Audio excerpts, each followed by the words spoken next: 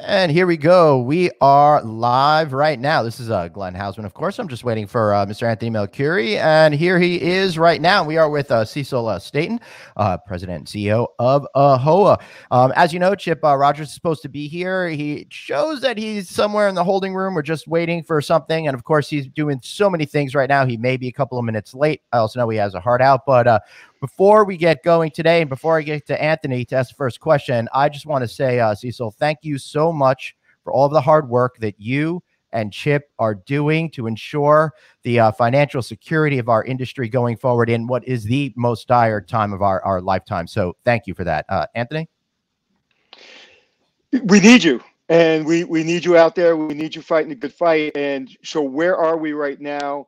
The rescue package is at what level, and when can not only cruise lines, airlines, but more importantly, well, not more importantly, but just as importantly, the hospitality industry, from restaurants, bars, hotels, people are suffering, and it's serious. So where do you think, when do you think the rescue package will happen?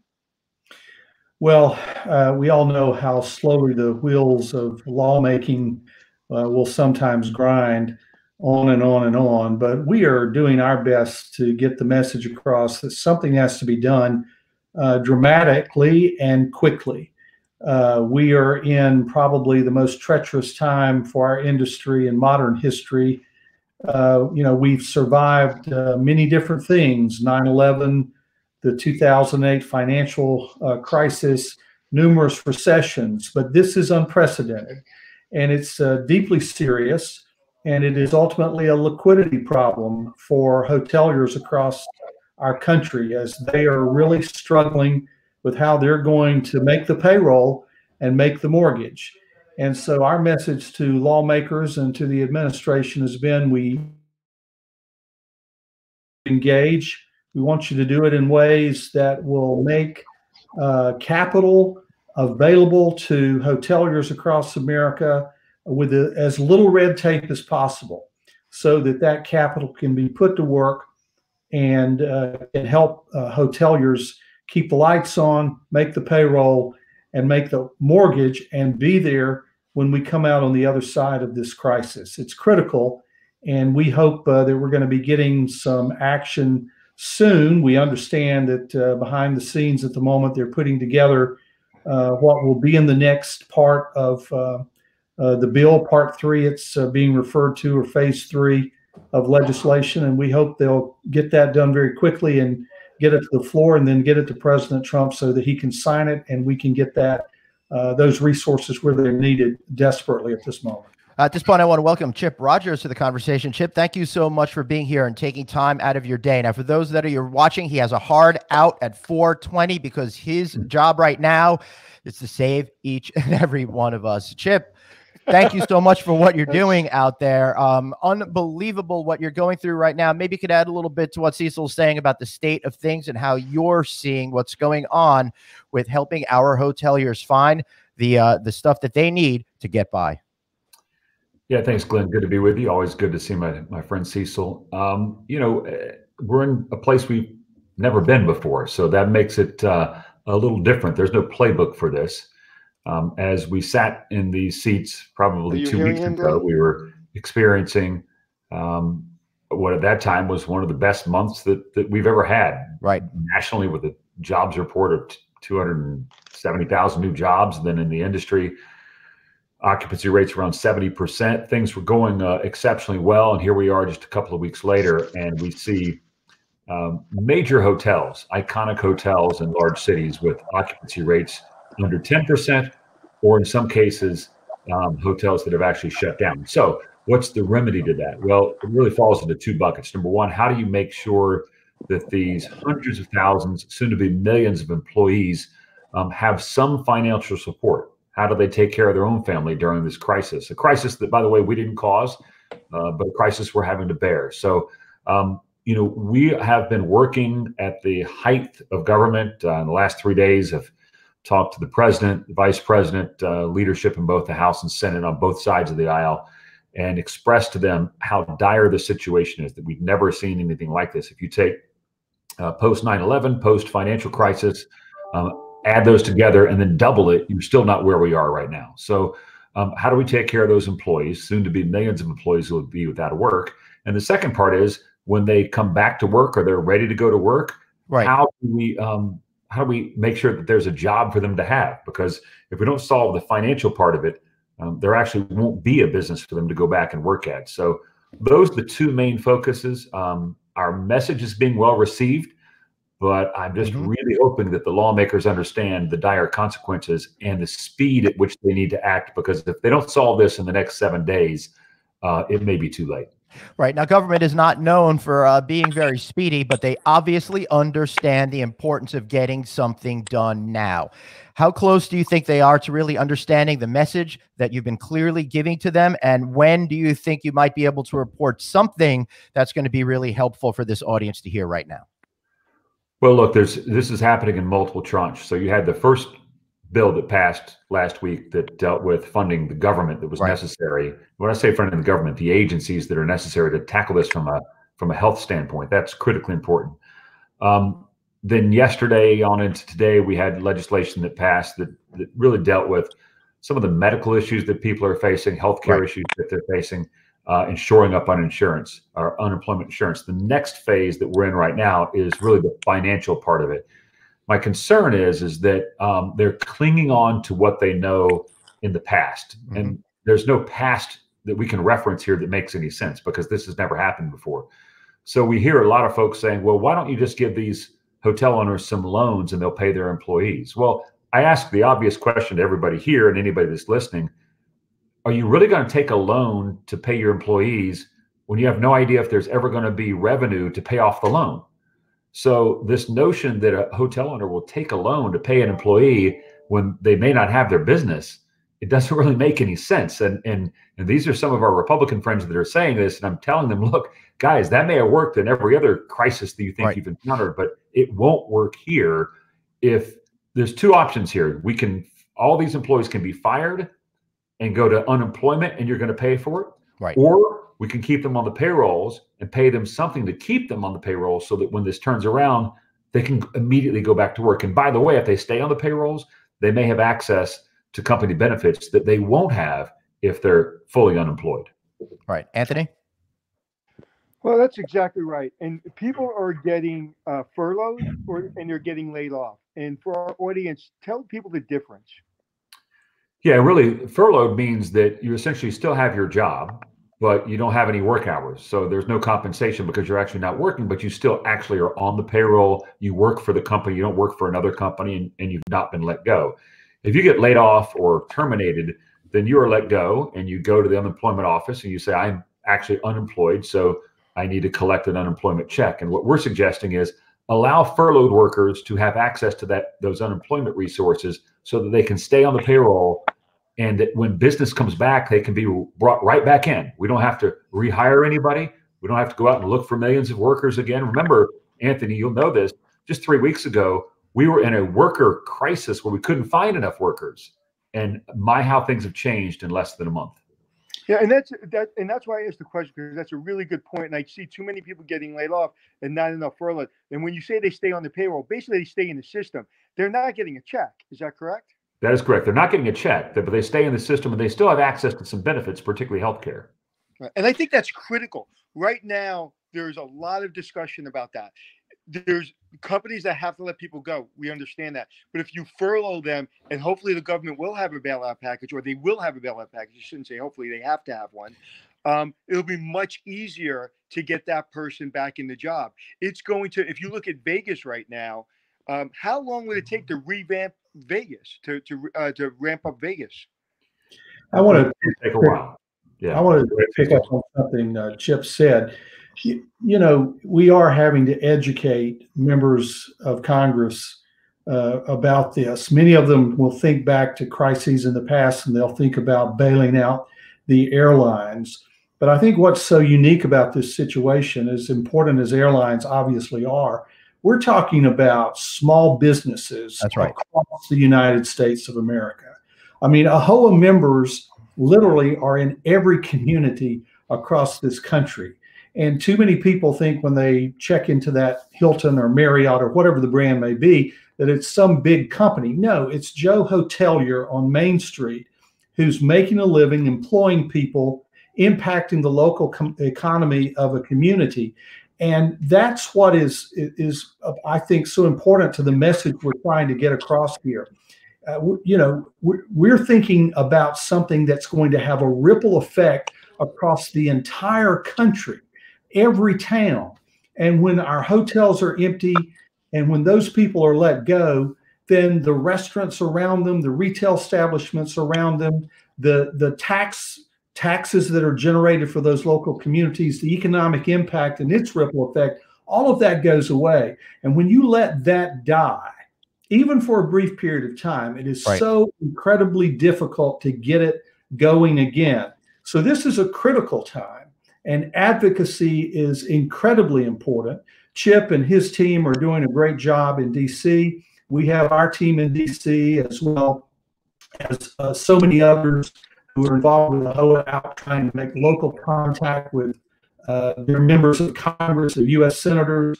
But we got to keep this message going, because this is incredibly important. The time is now.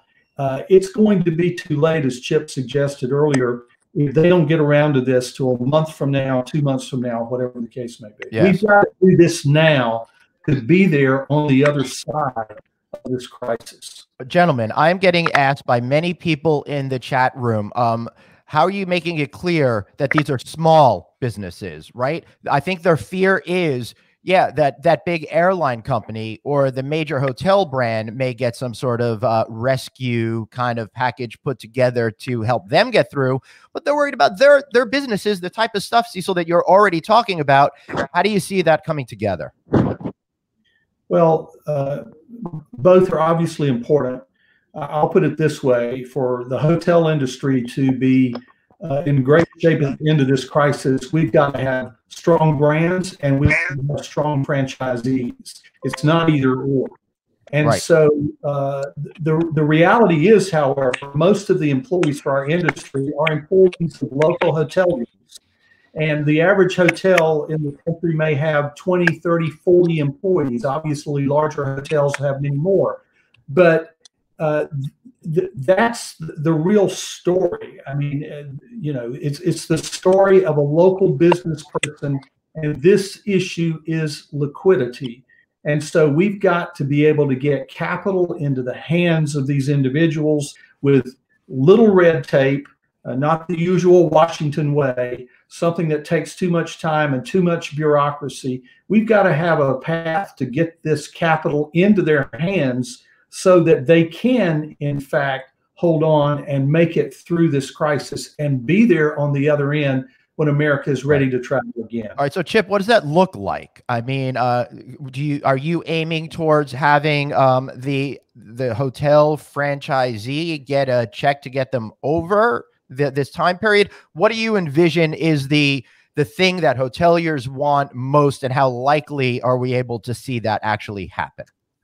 Well, it really boils down to two prime buckets, as we're labeling them. Bucket number one is, how do you help the employees first and foremost? And that mechanism actually is already there. There's an unemployment process that already exists across the country today in all 50 states. If you would just simply allow these employees of the affected industries to immediately, not have a waiting period, but to immediately go into the unemployment system as furloughed workers, not as workers that have been fired or let go, but furloughed workers. Let them do that. That'll solve a lot of the problem immediately. And we're hearing numbers of $1,000 a week for these workers, and that would cover most people, no question about it. The second part is, how do you help the hotel owner who's got debt obligations and just basic fundamental obligations of just keeping the business afloat? How do you get resources to them? And what we're hearing on that side are zero interest or low interest loans that could be paid back over a 10-year period. We think that that's reasonable. There's a plan out there in the U.S. Senate right now that we very much support, the Rubio-Collins plan. The Rubio-Collins plan, by the way, would be eligible for businesses who, in our business, lodging business, who make up to about $98 million a year in revenue. So if you're $98 million a year in revenue or less, you would qualify under this plan. We think that's just about most hotels, certainly small and medium hotels. So we think that there's access there. But I want to point out something very critical that Congress is having to deal with that they've never dealt with before, and that is, in our industry, unlike the airline industry and unlike the cruise ship industry, think about how we're made up. I can go take the top 5 airlines, look at their books, tell you exactly what they need, and fashion a bailout or fashion a financial incentive plan based on those 5 companies. I could do that in the cruise industry for 3 companies. In the hotel industry, as Cecil well knows, there are tens of thousands of small businesses that play here. And how do you create something that applies to tens of thousands of businesses whose books all look completely different and whose books you're not going to be able to see? It's just you're not going to have that depth of knowledge. And that's what they're struggling with. And I understand that. So the best case scenario is to use systems that are already in place, use the unemployment system that's in place, apply it to furloughed workers, use the SBA program that's in place, raise that cap. And the Rubio bill has a cap of up to $10 million. Which would be much better than where we are now. Use the banks that are in place, hundreds of banks across the country, and get the money flowing quickly. Love it. As Cecil pointed out, and as we've noted here, every day that goes by means tens of thousands of more workers who have lost their job, and we don't need that. That's correct. Anthony? And when you said loans, even if they're no interest loans, like you say, I think being able to get back to full employment and get back to occupancies and rates that we've been at, if you give loans, people are going to have difficulty paying that back because for 6 months, even if there's no interest or however long this takes, they're not going to have the cash flow and they're now going to have expenses and they're going to have to ramp up. What's the conversation around grants? Well, the grants, I'm glad you pointed that out, and I've got just a couple of minutes left, but the grants would be for paying the employees, right? There should be no loan with respect to paying employees. I personally think you have to go through the unemployment system because that's the quickest way and that mechanism's already set up. But if you're not doing it there, if you're going to have a direct payment to the employees, it needs to be in the form of a grant. The loans would only be for making debt service payments or those basic payments that you have to pay or to keep the lights on, the power bill on, the security. And it would be a 0 or no interest loan for a 10-year period. So you wouldn't be required to be paying those back immediately. There would be a period by which you would have to even make the first payment. And I think that's the way most of Congress is looking at this. For employees, it would be grants. For running the business, it would be a loan.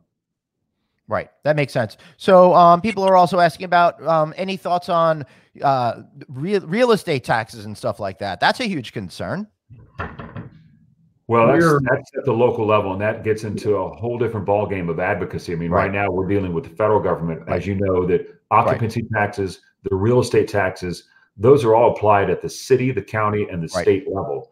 And so, and a bigger challenge, and Cecil and I know this firsthand, a bigger challenge at the state level is they have to operate with a balanced budget. All 50 states have some form of a balanced budget requirement. So, and that applies to counties and cities as well. So you can't go into huge debt like the federal government can go into to provide a stimulus that's necessary. So if you start with a plan that eliminates property taxes or forbearance for property taxes, the local governments still have to have some revenue to pay teachers and firemen and things like that. Yeah, I mean, the vast majority of my local taxes go to pay for my school. Chip, I want to get a quick final thought from you, something positive, because you've got to go, my friend. The positive thing is that, look, we're in the United States of America. We have solved every problem that this country has ever faced, and we've come out stronger because of it. And I know we can solve this one. It is a challenge like none other. The financial impact is greater than anything I've seen in my lifetime, and probably anything since World War II. But I have no doubt we're going to solve this. The sooner we get to solving it, the less pain it is going to be for everybody. Chip, I'm so glad you said that, because off-air, Glenn and I had that conversation, and I can't agree with you more. We've had every obstacle thrown at us, and the reason everybody wants to come to America because we're great. We just got to stick together. I have one last question that a lot of people asked me today before you leave. Someone was on the bubble before this all happened. Now their lenders coming to them and they want to take it back. What relief are they going to get? Do you think the lender is now going to back off because it's getting worse and worse by the day? What do you tell them? Yeah, that's a challenge. We have been working with the Treasury Department to send that message out that you really got to back off the regulators to help them back off the lenders But as you know, not all lending is regulated through the U.S. banking system. So therefore, some of that is going to happen. There's no question about it. But if you're a lender, do you really want to take that property back right now? I mean, you'd have to have a lot of confidence in what's happening. But we also hope that just the average American does the right thing. And the right thing is not to destroy someone's life just because you have the opportunity to do so. And we're hoping that no one does. Beautiful. That's a great way to end it. Thank you so much for being here. Chip Rogers, President and CEO of AHLA. We'll see you again real soon. I hope so. Thank you. Keep up the good work. All right, Cecil, I'd like to move into, yes, go for it, sir. Those last two questions. Absolutely. Yeah, we are seeing in some cases, it's very early, but we are seeing some of our members at AAHOA go to local municipalities, and they are getting delays, for example, in paying their occupancy taxes. Now, they're going to owe them eventually, of course, but even the delay can help with some of the liquidity issues, just the cash flow problems that a lot of hoteliers are going to be facing. The same with property taxes. We are, in fact, creating webinars, and we hope we're going to be able to give advice in the coming days to our members, to hoteliers, about really how to do that. How do you approach your local city or county government, or how do you approach them about some of these issues? It's not that you're going to make that go away, because, as Chip said, they do have to run balanced budgets, but it may very well be that you can get a period of time which can help with some of your cash flow challenges. So that's really something that we've been working on at AAHOA. Excellent. I'm getting a lot of questions now, and it looks like Rachel said I could even ask you about this, but I know you're in touch with the major franchise companies on a day-to-day basis. People are asking, what are they thinking? They may not be saying it in that way. They want to know what they're going to do for the franchisees. Yeah. But I want to know what your experience talking with them is. And for me, sure, I'd like to fundamentally point out that I think we are all in this together, and we are all going to help each other. And that's a spirit that I'd like to see all the conversations take place with in regard to this issue. And then maybe you could talk about OTAs as well, sir.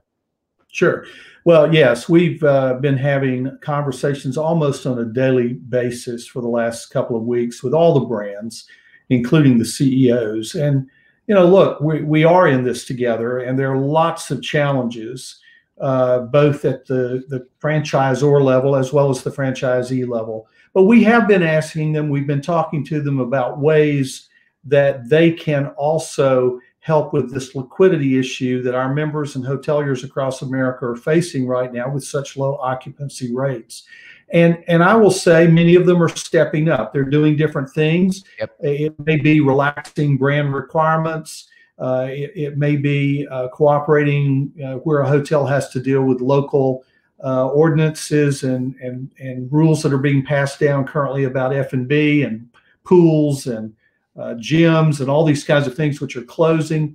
And then obviously the whole issue of franchise fees, which is of course how the brands make their money flowing back up from the franchisees. So we're seeing obviously the brands respond, different brands at different levels, but we're continuing to do our advocacy on a daily basis, because as you say, we are in this together. Right. At the end of the day, when we come out on the other side of this thing, yeah, we want the brands to be strong. We want them to be in a position to resume their growth and strength. But we also want to make sure that local hotel is surviving as well. And so the brands can have a lot of, they can have a lot of influence by giving some relief to those pressures to the bottom line financially through the various fees that are charged to their franchisees. And we will, that's an ongoing discussion. It doesn't end, and it won't end as we continue through this crisis and get to the other side. But it is certainly a part of our advocacy at this moment. Fantastic. Anthony? And I think as it goes from, brands to management companies, everyone's got to help each other. I'm hearing that across the board. Everyone's helping each other, because we know something. When we're out of this, the people that don't help and the people that don't get into the pile and really hold hands, they're going to be remembered, because this is a moment in time. This is a moment in history.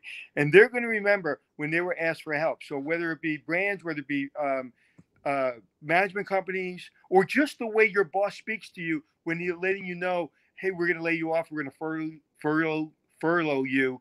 We're going to explain it in the right way so to keep people from panicking. And that's what's happening.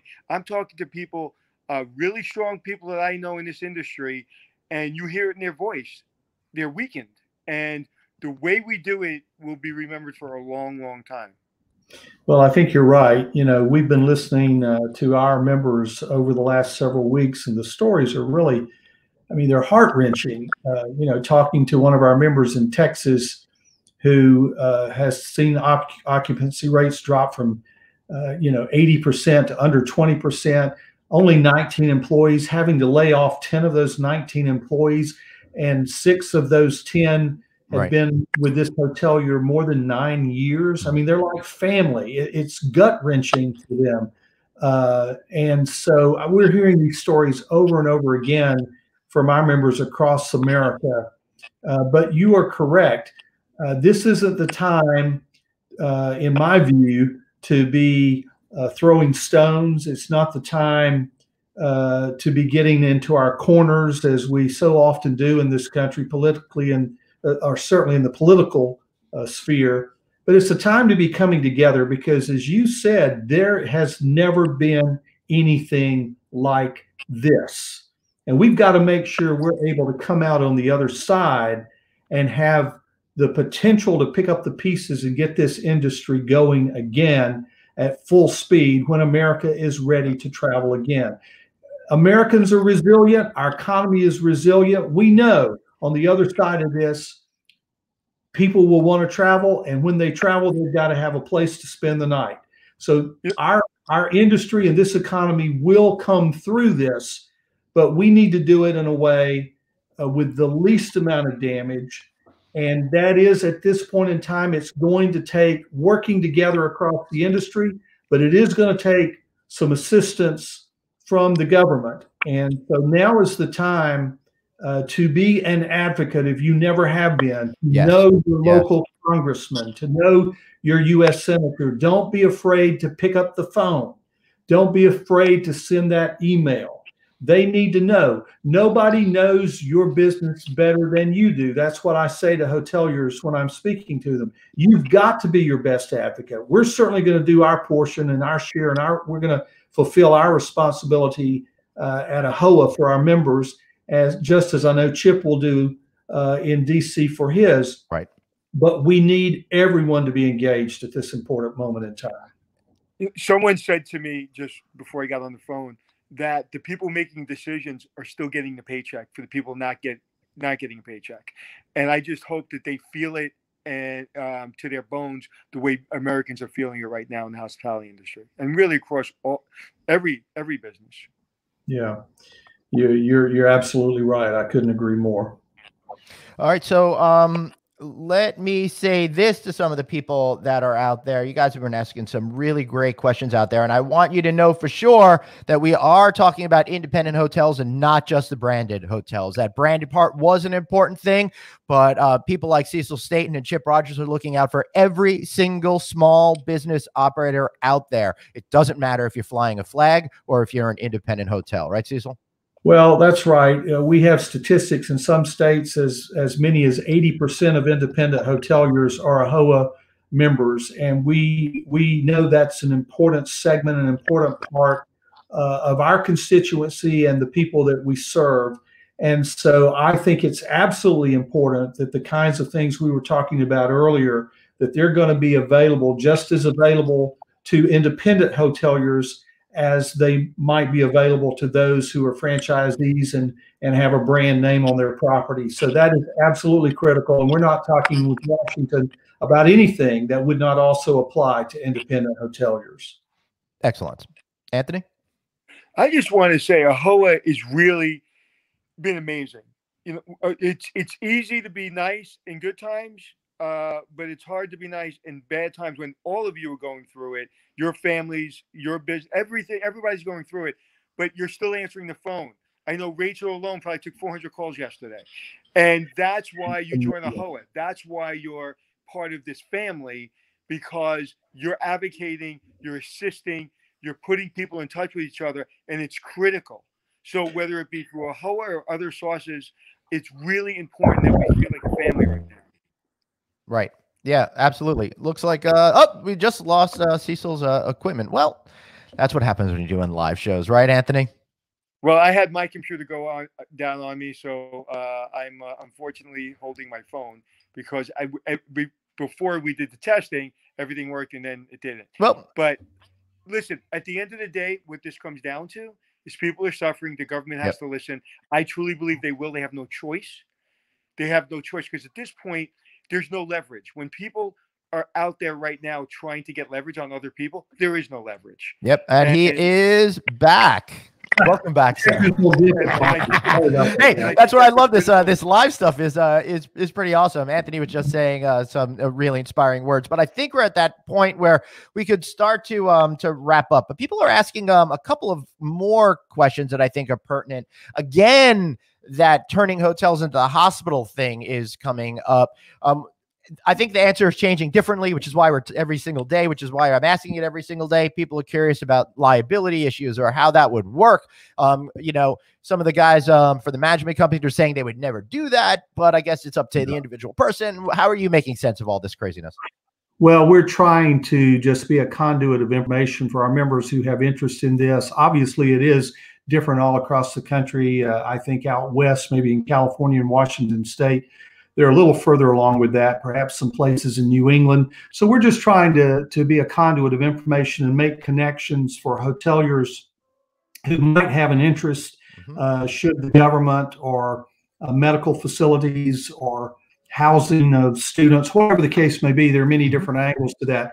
So we're going to continue to try to do that and make sure everyone understands what the implications are, because there are some. I mean, if you shut down your hotel and you are a brand, how do you do that and then go into this kind of situation?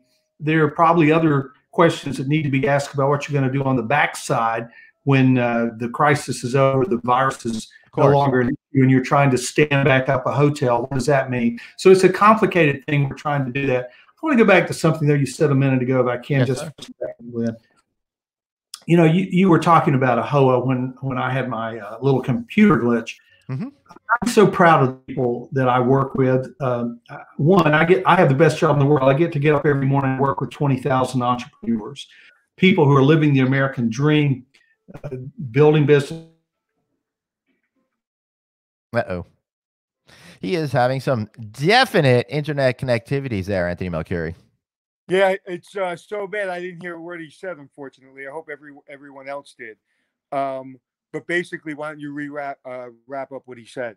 He's just really talking about how hard everybody's been working and putting all their effort in. And I would also like to personally thank the good folks over at AAHOA for all the work that they've been doing to help each and every one of us find a solution to this. And as we've said before, we are going to get this through. We are going to get this together, although we might be apart, 6 feet apart at a single time. Anthony, before we, I think he's coming back. He's back. We're winner. I don't know. The gremlins are in my computer or someone's. I think you're having a rough time with the internet, sir. Yeah. What I was trying to say was I'm proud of our team, because in the midst of all this, not only are we doing the advocacy work, which is incredibly important, and we've got a great team in DC engaged in that literally from before the sun comes up till way after it's gone down each and every day. But we're also doing spectacular work with our education resources. I hope everyone will visit AAHOA.com and look at the special things that we're doing, the webinars we're standing up. Every day we're doing a webinar, creative topics, but they all have one thing in mind. That's how we help hoteliers deal with this situation, respond to it, and try to make sense of the chaos they're having to deal with on a daily basis. I'm proud of our education team and all the great work that they're doing. And then we have wonderful people every day dealing with our members. When they call in, when they email, trying to help them with their problems, get them to right resources, help them navigate an incredibly treacherous time for their businesses. As Chip and I were saying earlier, the most treacherous time that we can possibly think of, maybe going back to World War II. So we're going to keep doing that each and every day. It's the AHOA way. It's who we are. It's what we do. I like to tease AHOA is just like the hotel business in general. You know, if you need towels at 3 a.m., all you got to do is pick up the phone. Whatever our members need, AHOA is there, and we're going to try to do our best to help them in this industry really tackle this tough time and hopefully come out on the other end with a chance to continue the wonderful growth that we have experienced over the last several years. And what do you think the stigma is when hotels are being turned into basically a hospital or a quarantine center or potentially a homeless shelter, and then coming back and rebranding and ramping up again? There's a lot of stigma out there. There's a lot of people asking me that question. They're getting letters from the government. What do you say to your owners? Well, I think we're saying be cautious, make sure you know what you're doing, what you're getting into. Obviously, I would be concerned about what the government might do on the backside of the situation. Are they going to be able to certify that the property that you have leased to them on a temporary basis is in such a state as to really give confidence to the traveling public who may want to stay there after it has been used for one of these purposes? I mean, I know a lot of our hoteliers, if their hotels are not being used, if they're empty, they are civic minded. It is a factor, it's related to income. It's related, obviously, to having some income stream, but it's also about, can we be of help? Is this a legitimate need that we can help with? I've had those conversations with some of our folks. So the main thing is just to have your eyes open, make sure you know what you're getting into, make sure you've thought through all the consequences potentially on the backside. And maybe most importantly, you have a game plan, if you do this, of what's going to happen when this is over. Because if you don't have that, if you don't have a clear understanding of what's going to happen then you might want to slow down just a little bit and ask some more questions. Yeah, and also get into the contract that they will get a professional cleaning company like a Cintas to come in and clean it to the standards that meet the government's standard and well as the owner's standard. And right now, if someone's quarantining the room, how does a hotelier, when that person is healthy and leaves in a hotel, I'm sure it's happening right now, how do they ensure that that room is perfectly clean? Yeah, we certainly even today are collecting information, and we have some of that available already online as we have talked to our partners. For example, Ecolab, great folks there who supply obviously the industry to a large degree. We certainly are talking to the brands about the guidance that they are giving their owners for these kinds of situations. So we're trying to be a conduit of information, and we've got some of that already online and even in a webinar that people can find at AHOA.com when you look at our COVID-19 resource pages. And so that's a very real issue that has already occurred and is likely to occur many more times before this is over with across the country. Excellent. If hoteliers aren't a member of AHOA now, I know resources are low, but now it's probably a good time to become a member. It is, because it's not even a huge financial commitment. But let me also just tell you what we're doing right now.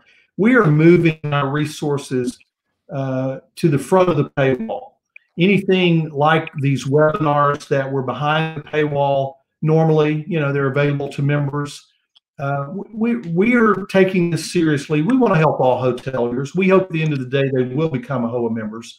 But a lot of that is being moved to the front end of the paywall so that really you can get a lot of resources right now, even if you're not an AHOA member. We hope you will become one, but we want to be of help now when we understand people are really dealing with a crisis and needing resources.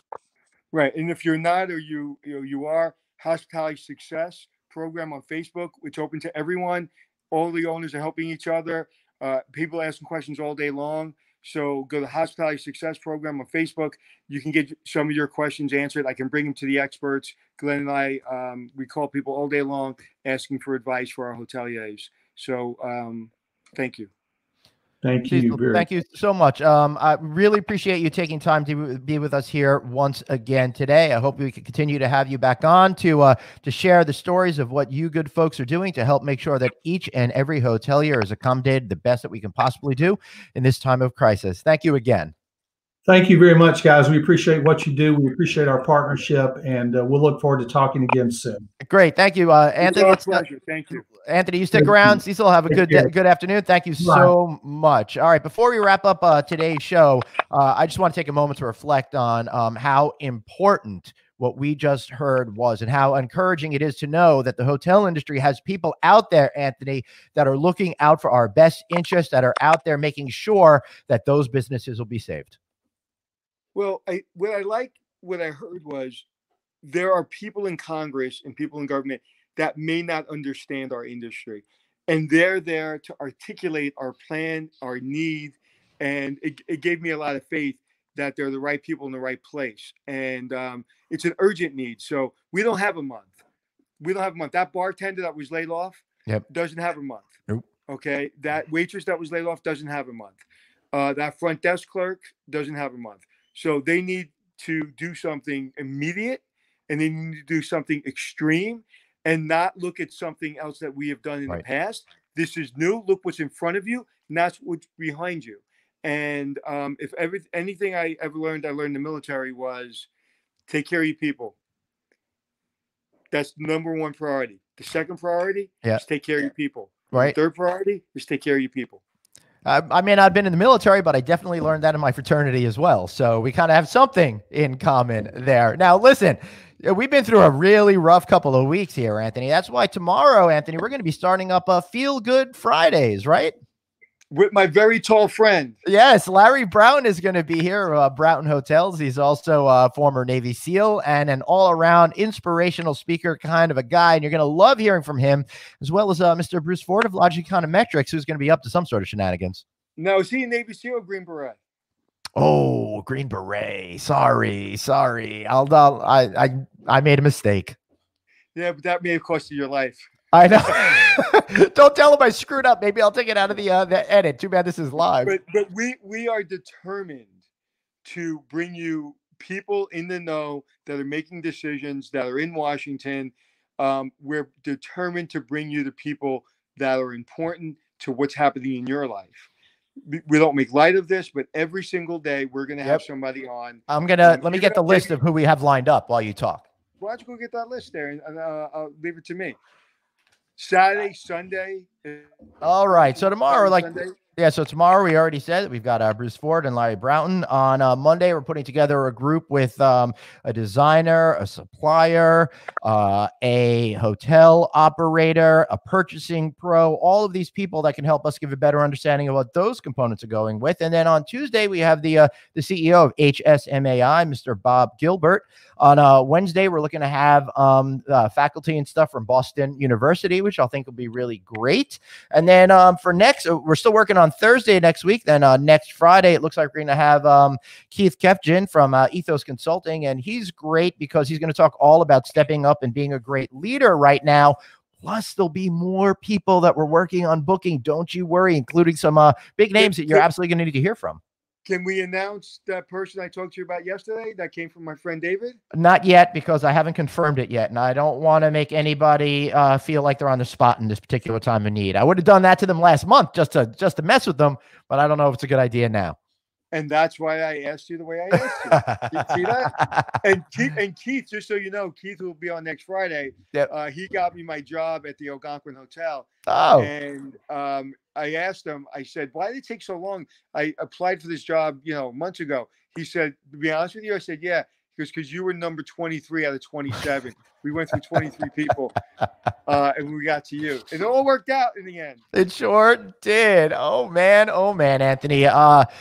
I know I'm a little tired after this week. It's been an intense one, but I just feel great that this community is coming together, and that I know no matter what obstacles are in our path, we're going to do it with dignity and grace, and we're going to be hashtag hospitality strong. And we'll talk about this tomorrow. But what's really important is there's going to be some kind of bailout. There is going to be some kind of help. However, if you see somebody struggling, help them. All of our egos got to get lowered. All of our senses have to be about the person next to us. Okay, we may be 6 feet away, but we can still help them. And before this started, we all kind of, a lot of us were doing well, and wherever you lived in the country, basically you were employed. And a lot of people aren't employed. So a lot of people that felt that they were doing better, now they're all kind of at the same level. So remember that. Let your ego go. Ask for help. Right. I think that's right. So thank you for being here, Anthony. And again, want to thank Chip Rogers for being here. I want to thank Cecil Staton for being here. I want to thank each and every one of you out there for being here as we try to make sense of what's going on and help create a clear pathway to your success. Anthony, well, I guess we'll say goodbye and see you all tomorrow. Hospitality strong. Tune in noon tomorrow, 12 p.m. Eastern Daylight Savings Time. See you then.